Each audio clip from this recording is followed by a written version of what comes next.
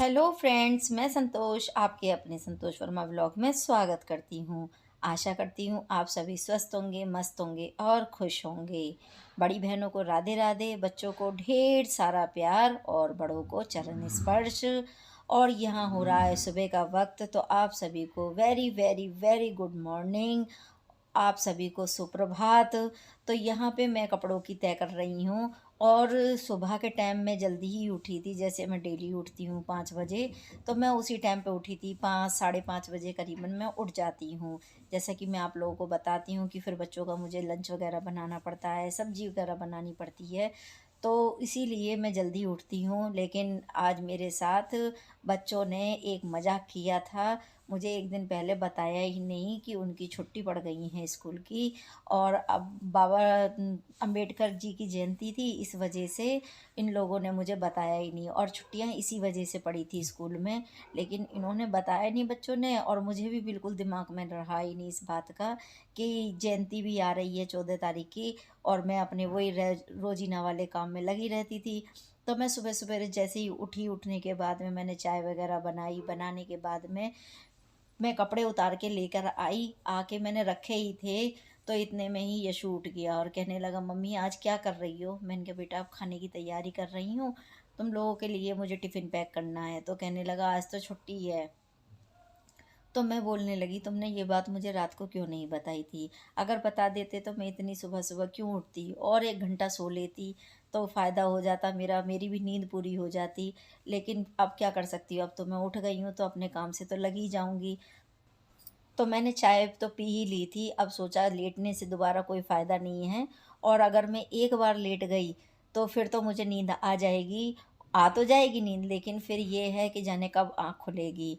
और फिर मैं लेट होती ही चली जाऊँगी धीरे धीरे करके, क्योंकि देखिए सवेरे जल्दी उठ जाओ, जितना हम लेट उठेंगे उतने ही आगे कामों में लेट होते चले जाएंगे। तो इसीलिए फिर मैं दोबारा लेटी नहीं। और लेट जाती तो 8 साढ़े 8 कब बज जाते मुझे पता ही नहीं लगता।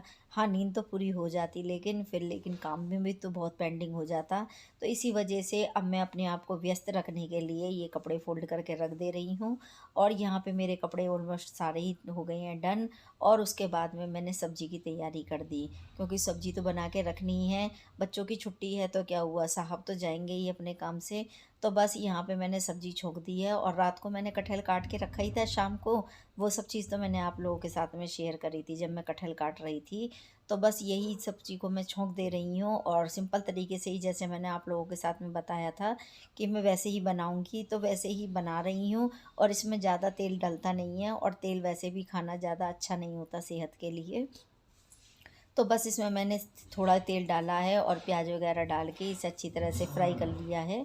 और फ्राई करने के बाद में सारे सूखे मसाले जो हैं वो डाल दे रही हूँ, और नमक डाल दूँगी। और उसके बाद में इसे अच्छे से मिक्स करते हुए चला के गैस की फ्लेम को बिल्कुल मंदी करके एकदम से, और फिर मैं इसके ऊपर ढक्कन ढक के और इसे पकने के लिए रख दूँगी। तो ये धीमी धीमी आंच पे अपने आप पकता रहेगा और ये बन के तैयार हो जाएगा। और बीच बीच में आके मैं इसे चलाती रहूँगी, जिससे कि नीचे जल ना जाए, क्योंकि हम इसे कम ऑयल में बना रहे हैं और पानी भी नहीं डाल रहे हैं। तो हमें इसको बीच बीच में चलाते रहना पड़ेगा। और उसके बाद में इतना बढ़िया ये बन के तैयार होगा कटहल की सब्ज़ी, कि आप लोग पूड़ी या पराठे के साथ में खाओगे तो बहुत ही ज़्यादा टेस्टी लगेगा। वैसे तो रोटी के साथ भी खा सकते हैं, लेकिन मेरे घर में ज़्यादातर पराठों के साथ में खाया जाता है। तो मैं वही आप लोगों के साथ में शेयर कर रही हूँ। और यहाँ पे मैंने धनिया साफ़ करके एक बार में ही रख लिया था। अब की बार तो जब लेकर आए थे वर्मा जी, तो फिर यहाँ पे मैंने तो उतना ही, अपने जितनी सब्जी है उसी हिसाब से धनिया भी निकाल लिया है। और साफ़ करा हुआ धुला हुआ धनिया है ये, तो मैंने निकाल लिया है। और उसके बाद में मैंने घर के बाकी सारे काम कर लिए, क्योंकि मुझे पोछा तो लगाना नहीं था, तो बाकी सारे घर के काम कर लिए थे। और करने के बाद में मैंने ये कपड़े वगैरह वॉश कर लिए हैं। तो अभी तो मेरा कंबलों का ही सिलसिला चालू है धुलने का। और क्यों ना हो, जब कंबल भी तो इतने सारे निकले हुए थे, तो 2-2 भी धोऊँगी तो 3 दिन लग जाएंगे, 4 दिन लग जाएंगे मुझे कंबल ही कंबल धोने में। तो इसी वजह से 2-2 कंबल रोज़ धो रही हूँ। और बाकी और भी कपड़े धोने होते हैं तो मशीन तो मुझे 3-4 लगानी पड़ती है, क्योंकि हर ये डबल बेड के कंबल हैं, तो एक मशीन में एक ही बार में आ पाते हैं ये कंबल। तो इसी वजह से मुझे 2-2 3-3 मशीन लगानी पड़ रही हैं। और फिर उसके बाद में मैं इन्हें, जैसे हम रोज़ाना कपड़े धोते हैं तो कपड़े धोने के बाद में मैं कंबल भी डाल देती हूँ साथ में। तो फिर ये है कि मुझे ज़्यादा दिक्कत भी नहीं होगी और अलग से इनके लिए टाइम भी नहीं निकालना पड़ेगा। तो आज मेरा लास्ट हो गया है इन्हें कंबलों को धोने का। और बाकी ये सारे कपड़े हैं तो इन्हें भी धो धो के सुखा दे रही हूँ। और ये वाले कपड़े तो मेरे रेगुलर वाले हैं, तो बस मैंने कपड़े धो के सुखा लिए हैं और बस ऊपर से नीचे उतर के आ रही हूँ, क्योंकि कपड़े मैं बीच वाली पोर्शन में ही सुखा रही हूँ, छत पे नहीं जाती सुखाने के लिए।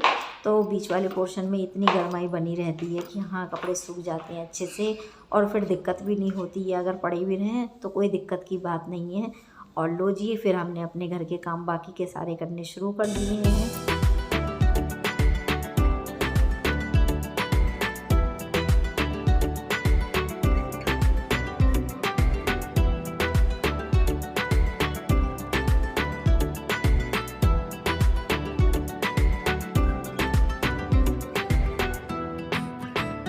तो यहाँ पे मैं पी रही हूँ दवाई अपनी, जो मैं रेगुलर दवाई पीती रहती हूँ। तो बीच में मैंने कुछ दिनों के लिए बंद कर दी थी दवाई पीना, और फिर से मेरे बैक पेन होने लगा। तो फिर अब मैंने दोबारा चालू की है। जब से घर में काम छिड़ गया था ना, तो इस वजह से मुझे टाइम ही नहीं मिल पाता दवाई पीने का। और ये शीशियाँ भी रखी हुई थी मेरे पास में, तो ये एक्सपायर होके चली जाती या ख़राब होके चली जाए, उससे अच्छा था मैंने पी लेना। और मेरे वैसे भी बैक पेन दोबारा से शुरू हो गया है, तो मैं पी ले रही हूँ इन दवाइयों को। और ये मैं पानी गुनगुना, तेज़ गुनगुना जिसे कहते हैं, उसमें करके डाल के पीती हूँ, तो लिक्विड है तो जल्दी असर करेगी।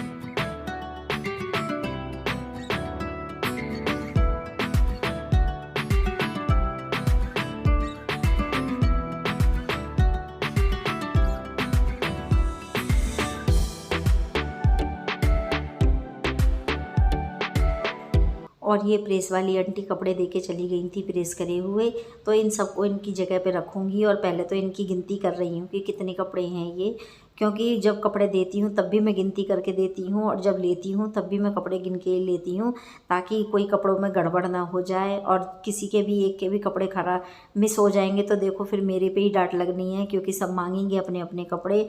और यहाँ पे इन्होंने, यशु ने या सानू ने, किसी ने कपड़े निकाले होंगे तो पूरी शर्ट को ख़राब करके रख दिया। और जब मैं कपड़े लगाने लगी तब मैंने देखा तो हैंगर में ये ऐसे गुड़मुड़ करके डाल दी थी। तो अब इसको जैसे प्रेस करी हुई होती है उसी आकार में इसे रखते हुए अब मैं इसे हैंगर में ही टांग दूंगी, जिससे कि इसकी क्रिच जो है वो वैसी की वैसी ही बनी रहे। और बाकी कपड़े भी टांग दूंगी इसी तरीके से।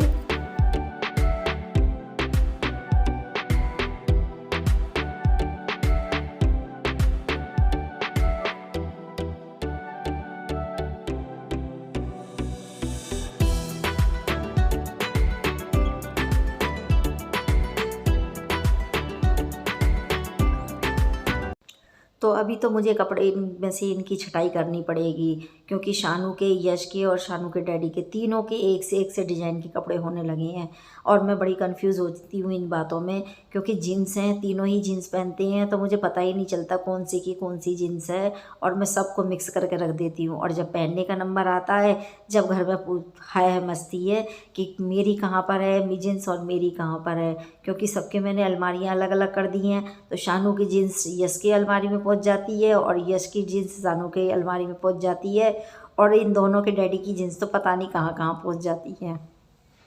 तो इसी वजह से मैं सबके अलग अलग करके छांट के कपड़े रख रही हूँ। और कितना भी सोचूंगी कि अब की बार मिक्स नहीं होने दूंगी, फिर भी जाने क्यों मिक्स हो ही जाती हैं। और इस वाली अलमारी में मेरी भी काफ़ी सारी साड़ियाँ निकल रही हैं, तो आज सोच रही हूँ इन सारी साड़ियों को भी निकाल लूँ और इनको भी इनकी जगह पर रख दूँ। और आप लोग सोचोगे ये सब साड़ियाँ इन्होंने पहनी तो है नहीं घर में, तो ये निकल के ऐसे ही आई। तो जब वो नौदर के चल रहे थे तो मैं कीर्तन में जाती थी, तो ये डेली बदल बदल के साड़ियाँ जाती थी। तो नीतू और आरती घर में रह जाती थी और मैं कीर्तन में चली जाती थी। तो ये सब साड़ियाँ जभी की निकली हुई हैं। और उसके बाद में मुझे मौका ही नहीं मिल पा रहा, ना टाइम मिल पाया इतना कि मैं इन सब साड़ियों को उठा के इनकी जगह पर रख सकूं। तो बस आज मैंने सोच ही लिया था कि आज इन सारी साड़ियों को उठा के रखूंगी और तभी मेरी अलमारी में भी जगह हो पाएगी, क्योंकि जो ये रेगुलर वाली साड़ी मैं पहनती हूँ ये भी मुझे इसी में जगह पे रखनी पड़ती है। और फिर मुझे क्या करना पड़ रहा है कि रोज़ाना मुझे इधर उधर तय कर करके रखनी पड़ती है। तो इसीलिए सारे हैंगर खाली कर दूँगी और जितनी भरी ये साड़ी हैं सबको इनकी जगह पे आज लगा दूँगी।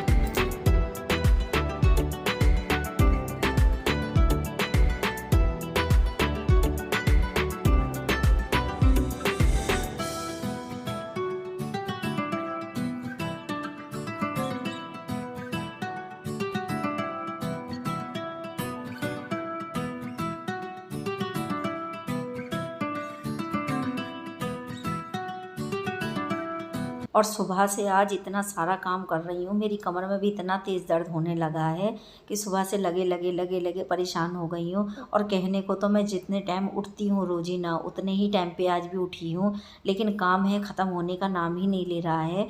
और देखिए सुबह से करते करते आज शाम का टाइम होने आ गया, लेकिन काम नहीं ख़त्म हो पा रहा है। सारा दिन कितने काम में लगी रहती हूँ समझ ही नहीं आता।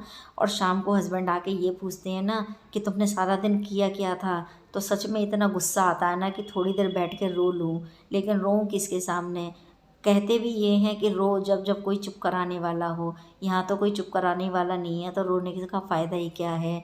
क्योंकि देखो रो तो सास ससुर हो तो उनके आगे रो, या रो तो अपनी माँ बाप के आगे रो, या भगवान के आगे रो।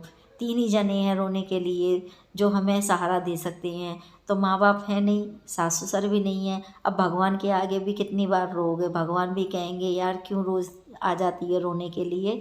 तो इसीलिए किसी के आगे रोने का कोई फ़ायदा नहीं है, और चुपचाप अपना मुंह बंद करके काम करते रहो, हंसते रहो, मुस्कुराते रहो और अपने पति देव की बातें सुनते रहो। तो बस इसीलिए मैं आ गई हूँ अपना काम करने के लिए। और किचन में मैंने बर्तन वगैरह तो सारे खाली कर दिए हैं, और मैं यहाँ लगा ले रही हूँ आटा, क्योंकि शाम का वक्त होने जा रहा है और टाइम से खाना पीने की तैयारी कर लूँगी तो ज़्यादा अच्छा रहेगा, नहीं तो फिर मैं ही लेट होती चली जाऊँगी।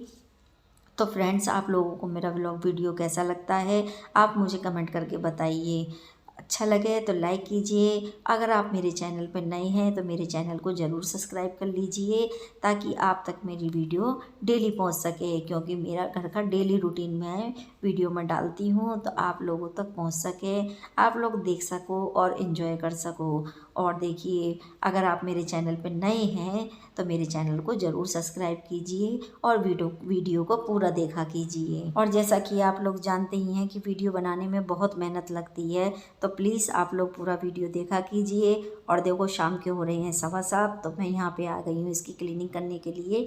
और ये अलमारी ना काफ़ी दिनों से ख़राब हो रही थी, इसका जो सामान था ये इधर उधर फैल गया था। तो आज मैं इसका सारा सामान भी सेट करूँगी अलमारी का। और ये अलमारी जो है ना, ये जो शोकेस टाइप में बनाया हुआ है और ये काफ़ी अंदर तक गहरा है, तो आज मैंने इसकी भी क्लीनिंग कर दी अच्छे से। तो देखिए फ्रेंड्स, मैंने लगाई है मेहंदी, कैसी लग रही है मुझे बताना ज़रा कमेंट बॉक्स में कमेंट करके। और ये मैंने पीछे से ऐसे ही लगाई है गोल गोल गोल गोल, और ऐसे ही आगे लगाए हैं। बस यहाँ पे एक लेयर और ये बिंदी बिंदी की रख ली है, और ये बिंदी बिंदी का डिज़ाइन ऐसे बनाया है, बिल्कुल सिंपल तरीके से एकदम बनाया है। और ये इधर लगा लिए हैं। और वो हुआ क्या था ना कि जब वहाँ पे गई थी ना मंदिर, मोहन नगर मंदिर, तो हमने श्रृंगार का सामान चढ़ाया था, तो वहाँ पे मेहंदी चढ़ी थी, तो वो मुझे श्रृंगार के सामान के रूप में मिली थी। तो आधी तो मैंने पहले लगा ली थी, जब पहले लगाई थी, जो ये अंदर दिख रही है छपी हुई हल्की हल्की सी, तो जब लगाई थी और बच गई थी ये आधी, तो मैंने उठा के रख दी थी संभाल के, और आधी अब लगा ली है, क्योंकि श्रृंगार की है और माता रानी पे चढ़ी हुई है, तो सूख जाती तो ख़राब हो जाती, तो इस वजह से मैंने अब इसे लगा ली है। और रात के बज रहे हैं 11, और अब मैं जा रही हूँ सोने के लिए। बाकी सब सो चुके हैं और मैंने लाइट जला रखी है, तो अब मैं जा रही हूँ सोने के लिए। तो फ्रेंड्स, फिर मिलूँगी अगले ब्लॉग वीडियो में, तब तक के लिए बाय बाय और गुड नाइट। और हाँ, कमेंट बॉक्स में बताना ज़रूर कि मेहंदी कैसे लगी है। और जल्दी जल्दी, बस जितनी मेहंदी थी उतनी जल्दी से खींच खाच के पूरी कर ली है। तो चलिए बाय बाय।